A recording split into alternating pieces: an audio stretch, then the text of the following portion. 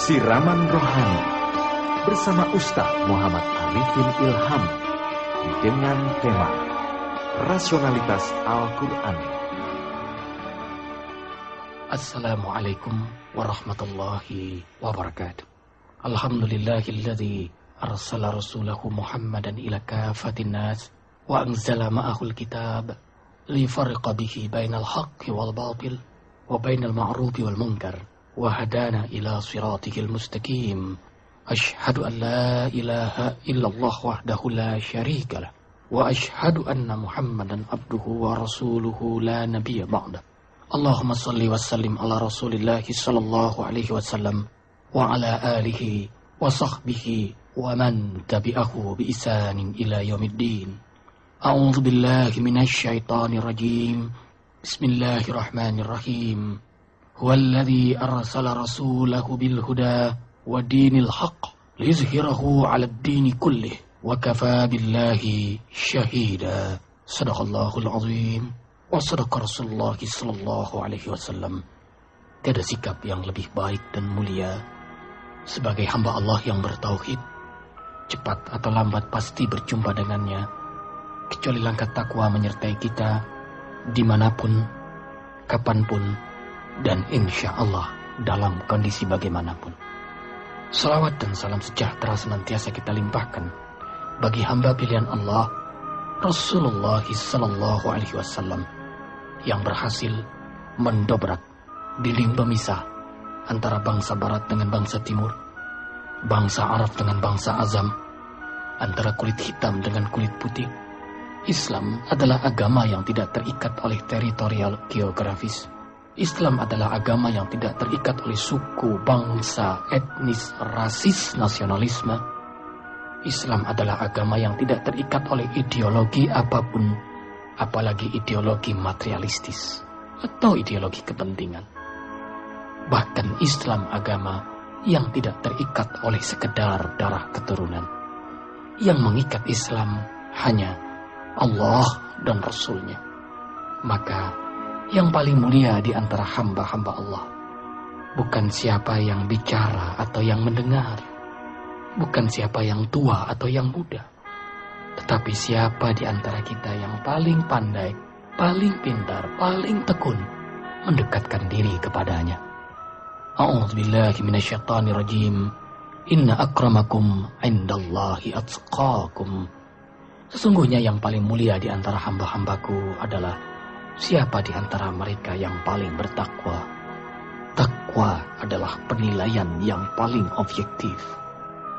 Rasulullah sallallahu alaihi wasallam bersabda, "Aqyasu min ummati aktsaruhum zikral maut wa asyaddu isti'dadan lah."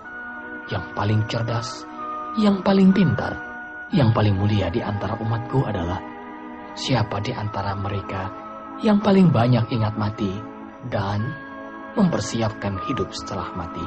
Shadaqa Rasulullah sallallahu alaihi wasallam. Saudara-saudariku yang kucintai, tema dalam muzakarah kita hari ini, rasionalitas Al-Quran sebagai mukjizat. Profesor Bernard berkata, semakin maju zaman, semakin tinggi tingkat peradaban dan kebudayaan umat manusia, semakin luas otoritas intelektual manusia. Lambat laun, tapi pasti, dengan pasti pula manusia berlomba-lomba meninggalkan agamanya masing-masing.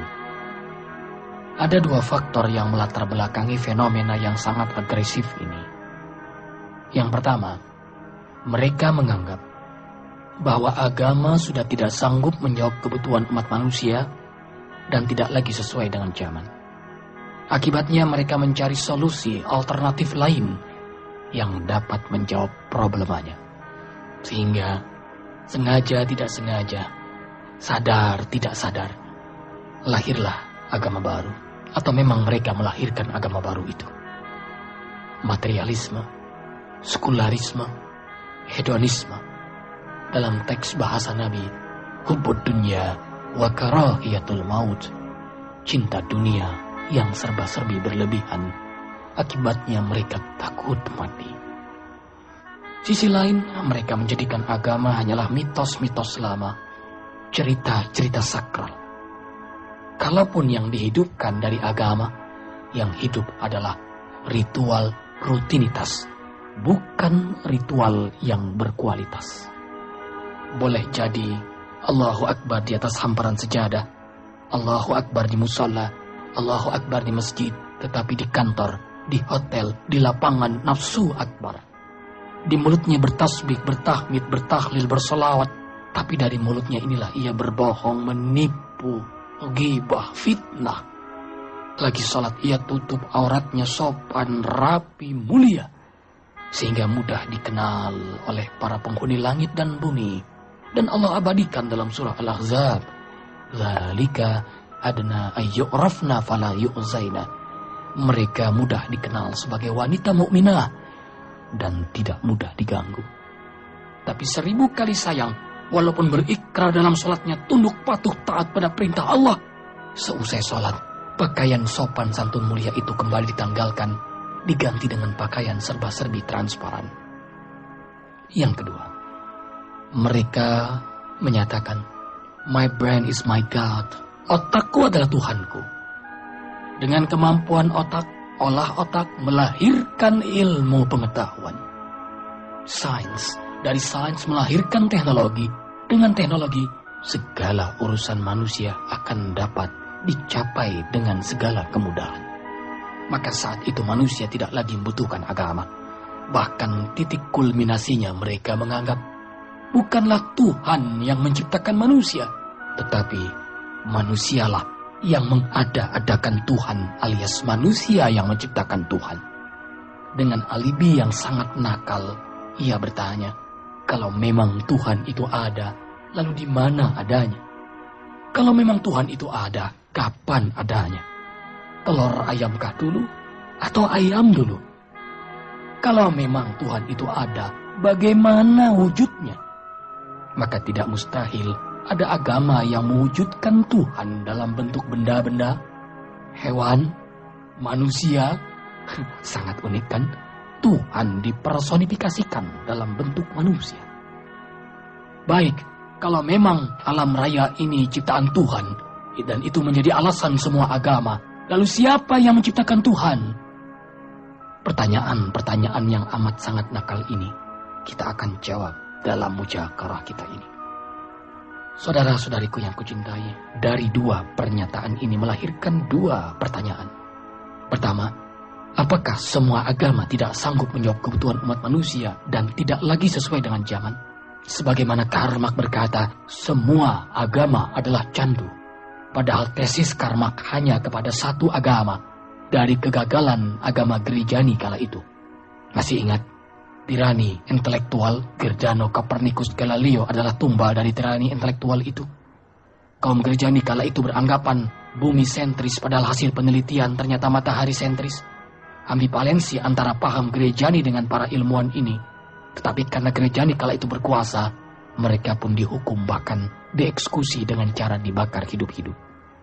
Kemudian tirani ekonomi, di mana jemaat diharuskan membayar sebagian hartanya untuk kepentingan Tuhan Bapa di atas sana, tetapi malah digunakan untuk kepentingan pribadi kaum Gerejani. Kemudian yang paling menyakitkan adalah tirani kepercayaan dengan dogma lisensi pengampunan dosa oleh Paus. Kayak apapun dosa manusia akan dapat diampuni asal mampu membayar. Atas nama Fulan bin Fulan, bahwa dosa-dosanya diampuni, masa lalu, masa kini, dan masa akan datang, dan akan duduk berdampingan dengan Tuhan Bapa di sana. Justru doktrin yang terakhir inilah menjadi pangkal haloganisme, kebrutalan. Semakin berani orang melakukan pelanggaran-pelanggaran agama, toh nanti diampuni oleh Tuhan. Semakin berani orang merampok, toh tinggal dibayar. Semakin berani orang korupsi, toh akan beres dengan duit. Yang baik menjadi jahat, yang jahat semakin menjadi-jadi jahatnya. Karma kecewa, lalu menarik kesimpulan dengan emosional. Agama tak ubahnya seperti tirani, penjara kehidupan. Lalu dengan termopoh-mopoh menyatakan, semua agama adalah candu. Baik, kalau Karl Marx mengatakan semua agama adalah candu, berarti Karl Marx berkata, semua berkaki 4 adalah kerbau. Padahal tidak hanya kerbau yang berkaki 4. Anjing, kucing pun berkaki 4. Berarti pasti ada satu kebenaran mutlak di antara kebenaran nisbi. Yang mana? Justru ini yang akan kita bahas dalam muzakarah ini. Pertanyaan yang kedua, manusia yang bagaimana yang pantas beragama? Apakah manusia kalau sudah cerdas tidak lagi membutuhkan agama? Dalam artian lain, agama hanya milik orang-orang bodoh, orang-orang terbelakang. Lalu kesan agama adalah kesan keterbelakangan, kesan kampungan. Saudara-saudariku yang kucintai, untuk menjawab pertanyaan-pertanyaan ini, diperlukan pengkajian secara objektif, bukan subjektif. Rasional, bukan emosional. Bahasan otak, bukan hati. Mengapa? Jika pengkajiannya berdasarkan subjektif, emosional, atau hati, maka hasilnya adalah nisbi, relatif, dan semu, alias kebenaran yang terbatas. Semua agama benar menurut kepercayaan dan keyakinan masing-masing adalah benar, tidak salah, karena menurut kepercayaannya masing-masing hasilnya relatif. Tetapi kalau dikaji secara rasional objektif, tidak mungkin semua agama benar. Pasti ada kebenaran mutlak di antara kebenaran nisbi. Pasti ada kebenaran objektif umum di antara kebenaran subjektif yang terbatas. Baik, kita mulai pengkajian objektivitas ini dengan mencari jawaban syarat-syarat Tuhan. Jika Tuhannya benar, maka agamanya benar. Pertama, teori relativitas. Einstein terbatas oleh 4 dimensi. Ruang, waktu, daya, dan guna. Selama terbatas oleh 4 dimensi ini, maka selama itu disebut alam raya. Berarti syarat Tuhan yang pertama mutlak tidak terbatas. Dan relativitas inilah menjawab pertanyaan-pertanyaan nakal tadi. Di mana, kapan, bagaimana, siapa yang menciptakan Tuhan? Kalau ada yang bertanya di mana, berarti terbatas oleh dimensi tempat. Dan itu bagian dari alam. Tuhan tidak terbatas oleh dimensi tempat. Kapan? Itu terbatas dimensi waktu. Bagaimana? Terbatas dimensi wujud dan guna. Lalu siapa yang menciptakan Tuhan? Teori ini mengajarkan jawabannya adalah Tuhan. Yang menciptakan Tuhan, Tuhan. Yang menciptakan Tuhan, Tuhan. Yang menciptakan Tuhan, Tuhan. Yang menciptakan Tuhan, Tuhan. Asal jawabannya Tuhan, pasti berhenti pada kata Tuhan atau dihentikan oleh Tuhan. Berarti teori relativitas menyatakan Tuhan mutlak, tidak terbatas. Hanya alamlah yang terbatas. Yang kedua, teori non-otomatis. Bahwa di muka bumi ini tidak ada yang otomatis. Atau terjadi dengan sendirinya. Bim, salabim, abrakadabra, likes magic show, David Copperfield. Di balik wayang pasti ada dalang. Di balik film pasti ada sutradara. Di balik permainan pasti ada pemain. Di balik ciptaan pasti ada pencipta. Maka mungkinkah rotasi evolusi alam yang menakjubkan para kosmolog sehingga melahirkan ilmu pasti, ruang angkasa kosmologi, itu terjadi dengan sendirinya?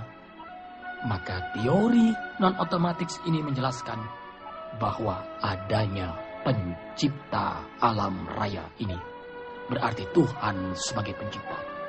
Maka dengan mudah teori otomatis ini menggugurkan teori ateis yang menyatakan Tuhan itu tidak ada. Sebenarnya ia sudah bertuhan akalnya. Tak kala ia menyatakan Tuhan tidak ada, itulah yang menjadi Tuhannya. Ketiga, teori demos atau paling tertinggi, paling tinggi, tertinggi, kuasa, paling kuasa, terkuasa, mulia, paling mulia, termulia. Hanya satu, Diwan Anle. Satu dalam artian Tuhan. Tuhan itu hanya satu, tidak dua, tidak tiga, apalagi multi Tuhan. Kemudian satu dalam artian kebenaran. Yang benar itu hanya satu, semuanya salah. Pasti ada satu kebenaran objektif di antara kebenaran subjektif. Pasti ada emas di antara timah, tembaga, dan besi. Pasti ada mutiara di sela-sela lumpur. Pasti ada Tuhan di antara hantu-hantu. Pasti ada agama di antara gama-gama. Kemudian yang keempat, teori supernatural power. adanya kekuatan dahsyat di balik natur, kekuatan metafisik yang luar biasa. Contoh yang sederhana adalah ruh yang ada pada tubuh kita. Dan ruh adalah bion yang hidup. Justru jasad ini adalah bion yang mati. Mayit, bermata, bertelinga, berkaki, tapi tidak dapat berbuat apa-apa karena ruhnya sudah tidak ada. Berarti ruh adalah bion yang hidup. Dan sampai detik ini, tidak seorang profesor pun, apalagi yang awam, berhasil mendeteksi bentuk dan warna ruh. Saudara-saudariku yang kucintai, dari 4 teori ini, silahkan cari kitab yang dianggap suci oleh umatnya. Jika kitab itu mengandung 4 teori ini, maka kitab suci itu benar-benar suci. Baik, mungkin kita akan kehabisan waktu untuk mencari kitab-kitab suci. Jangankan kitab suci yang lain, kitab suci sendiri saja jarang kita sentuh. Kalau tidak percaya, ya silakan saja datang ke rumah setiap orang Islam, ketok pintunya, ucapkan salam, kemudian mintalah Al-Quran yang berada di rumah orang Islam itu, pegang, setelah diberikan, ucapkan terima kasih, angkat telunjuk tangan tuan-tuan. Hampir dapat dipastikan telunjuk tangan tuan-tuan akan berdebu. Why? Karena mereka jarang menyentuh Al-Quran, apalagi membacanya. Wow, apalagi mengamalkannya. Bukankah amalan itu lahir dari paham? Bukankah amalan itu lahir dari penghayatan? Penghayatan itu lahir dari paham. Paham itu lahir dari membaca. Dan membaca itu lahir dari menyentuhnya.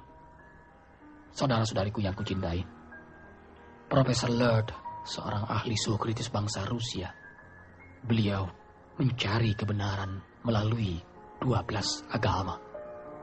Beliau masuk agama satu, pindah ke agama yang lain, dan akhirnya beliau berhenti pada agama yang ke-12.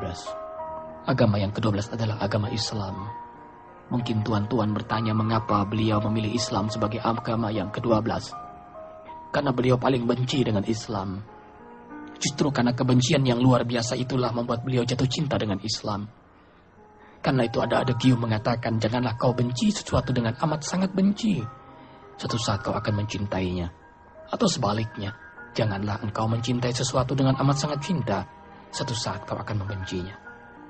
Baik, kita buktikan bahwa 4 teori tadi terjawab dalam Al-Quranul Karim. Yang pertama, teori relativitas, bahwa Tuhan itu mutlak, alam raya ini terbatas. Allah jawab dalam surah yang pendek, padat, tapi mengandung bobot tauhid yang luar biasa. Surah Al-Ikhlas, alias surah Qulhu. Mungkin diberi nama Al-Ikhlas karena kita paling ikhlas membacanya. Bahkan kalau kita menjadi makmum, rela menjadi makmum kalau imamnya membaca Al-Ikhlas. Baik, bukan itu ternyata hikmah Al-Ikhlas. Al-Ikhlas itu kaitannya erat dengan la ikraha fiddin. Tidak dipaksa masuk agama Allah, agar ia ikhlas memeluk agama Allah. Sehingga dalam pelaksanaan agama Allah penuh dengan keikhlasan. Baik, di balik pendeknya surah Al-Ikhlas ini ternyata mengandung bobot tauhid yang luar biasa. Kita buktikan teori relativitas dijawab oleh Allah. Lam yalid wa lam yulad wa lam yakul lahu kufuwan ahad. Tidak beranak dan tidak diperanakan dan tidak satu makhluk pun yang menyerupainya. Muhalafatul hawadits. Nothing compared to you. Tidak satu makhluk pun yang menyerupainya. Dan ini juga Allah jawab dalam surah Ar-Rahman ayat 25 dan 26. Kullu man 'alaiha fan wa yabqa wajhu rabbika dzul jalali wal ikram. Semuanya fana kecuali Allah, pengatur alam semesta ini yang baqa, kekal. Berarti manusia itu terbatas, alam itu terbatas, hanya Allah yang mutlak. Allah ada, sebelum kata ada itu ada, dan Allah tetap ada. Sekalipun kata ada sudah tidak ada, adanya Allah karena ketiadaan makhluknya. Kalau soal pertanyaan di mana, kapan, bagaimana, siapa yang menciptakan Tuhan, Fir'aun saja pernah naik ke atas menara yang tinggi, atas ide arsitek Bal'an. Di atas menara yang tinggi itu, Fir'aun berteriak dengan lantang.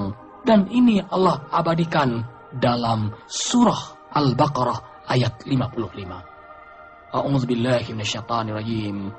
Wa idh qultum ya Musa lan nu'mina laka hatta narallaha jahrah.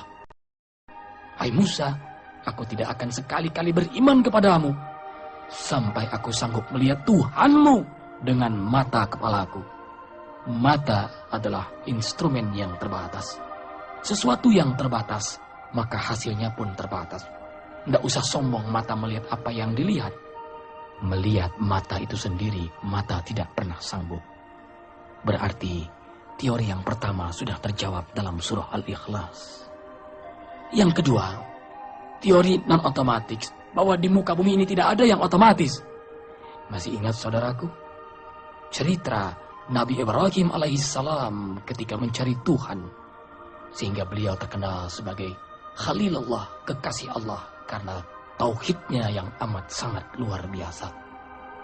Ini pun Allah abadikan dalam surah Al-An'am ayat 75 sampai 79. Ketika beliau melihat kawakib, bintang-bintang, haza Rabbi, ini Tuhanku. Ternyata bintang-bintang itu menjelang subuh tenggelam. Akhirnya Nabi Allah Ibrahim berkata, la uhibul afilin. Aku tidak suka dengan Tuhan-Tuhan yang terbatas. Kemudian melihat Al-Qamar, bulan, haza Rabbi, ini Tuhanku.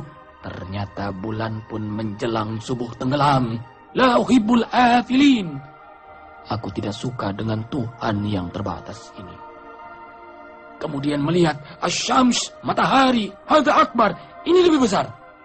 Ternyata yang dianggap lebih besar pun menjelang maghrib tenggelam. Akhirnya Nabi Allah Ibrahim berkata, la illam yahdini rabbi la akunanna minal qamidallin. Ya Rabb, seandainya engkau tidak memberi petunjuk kami, niscaya kami akan jadi kaum yang sesat. Dalin. Bertuhan waktu, tempat, daya dan guna. Bertuhan-Tuhan terbatas, materialisme, sekularisme, hedonisme. Beri petunjuk kami ya Rabb. Allah menjawab, inni wajjahtu wajhiya lilladzi fataras samawati wal ard. Nabi Allah Ibrahim, wajahkan wajahmu kepada aku. Akulah pencipta langit dan bumi. Ini wajahtu terkenal sebagai doa iftitah dalam salat sebelum Al-Fatihah. Prolog sebelum berdialog. Al-liqa qabla al-liqa, kata Imam Ghazali. Berjumpa sebelum berjumpa. Berjumpa Allah saat salat. Dan insya Allah akan berjumpa setelah kita wafat. Al-khasi'ina alladzina yazunnuna annahum mulaku rabbihim wa annahum ilaihi raji'un. Sadaqallahul azim. Orang-orang khusyuk itu adalah dalam salatnya seakan-akan ia berjumpa dengan Allah, sebagaimana ia akan wafat nanti berjumpa dengan Allah. Yang ketiga, teori demos, bahwa Tuhan itu hanya satu. Ini Allah jawab lagi-lagi dalam surah Al-Ikhlas, agar mengakui Tuhan yang satu itu benar-benar ikhlas. Qul huwallahu ahad. Katakanlah bahwa Allah itu ahad. Dan tentu makna ahad berbeda dengan satu. Mengapa? Sebab satu itu berbilang, berjumlah, berkali, berbagi. 2 bagi 2, 1. 2 kurang 1, 1. 1 kali 1, 1. Sementara Allah tidak berbilang, tidak berjumlah, tidak berkali. Ahad. Ahad adalah esa, tunggal. Ahad. Allah ahad. Kemudian satu dalam artian kebenaran. Yang benar hanya satu, semuanya salah. Ini pun Allah jawab dalam surah Al-Fatah ayat 28. A'udzubillahi minasyaitonirrajim. Huwallazi arsala rasulahu bil huda wa dinil haqq liyuzhirahu 'alad dini kullih wa kafaa billahi syahida. Dialah yang mengutus Rasulullah sallallahu alaihi wasallam dengan hidayah dan agama yang benar, agar dimenangkannya, ditampakkannya kebenarannya terhadap semua agama, dan cukuplah Allah sebagai saksi. Inilah yang dikatakan oleh Profesor Lerd, if you think strongly enough, you will be forced by a sign to believe in God. Bila engkau berpikir sungguh-sungguh, niscaya ilmumu kan memaksa dirimu untuk mencari Tuhan. Iqra, baca. Iqra, teliti. Iqra, observasi. Iqra, amati. Bismi rabbikal ladzi khalaq. kau akan menemukan Rabb yang menciptakanmu. Man arafa nafsah arafa rabbah. Siapa yang tahu dirinya, maka ia akan tahu Tuhannya. Kemudian yang terakhir, teori supernatural power, kaitannya dengan ruh. Allahu Akbar. Allah menjawabnya dengan indah dalam surah Al-Isra ayat 85. Yas'alunaka 'anir ruh, qulir ruh min amri rabbi. Wa ma utitum minal ilmi illa qalila. Sadaqallahul azim. Hai manusia, aku beri kau ilmu qalila. Sedikit. Sangat amat sedikit. Imam Ali ditanya, apakah yang dimaksud dengan qalila? Imam Ali menjawab dengan analogi. Telunjuk tanganmu celupkan ke lautan, angkat. Setetes yang jatuh itulah ilmumu. Lautan adalah ilmu Al-Quranul Karim. Lana bidal bahru qabla antan pada kalimatul Rabb walau ji'na bimislihi madada. Ditambah lagi lautan semisal, tambah lagi lautan semisal. Berkali-kali lautan pun, kemudian pohon dijadikan pensil. Tidak akan bisa menulis, menjabarkan ilmu-ilmu Allah. Lautan gambaran luas dan dalam. Berarti secerdas-cerdasnya manusia, qalila ilmunya amat sangat sedikit. Tentu tidak ada tingkat banding dengan tetesan, dengan air laut itu yang amat sangat luas dan dalam. Kalaupun membandingkan hanya perbandingan yang bodoh dan naif. Qalil, artinya ini litataib, ditahin melemahkan. Betapa lemahnya ilmu manusia, betapa sedikitnya ilmu manusia. Karena itulah Allah menyatakan, hai manusia, kau bertanya soal ruh. Ruh itu urusanku. Min amri rabbi. Kau tidak akan pernah tahu bentuk dan warna ruh. Sebagaimana kau tidak pernah tahu kapan, di mana, bagaimana engkau mati. Yang pasti, kau pasti mati. Allahu Akbar. Subhanallah. Ternyata 4 teori ini dijawab oleh Al-Quranul Karim. Berarti Al-Quran adalah ajaran keyakinan yang sangat objektif. Dapat diterima oleh akal yang sehat.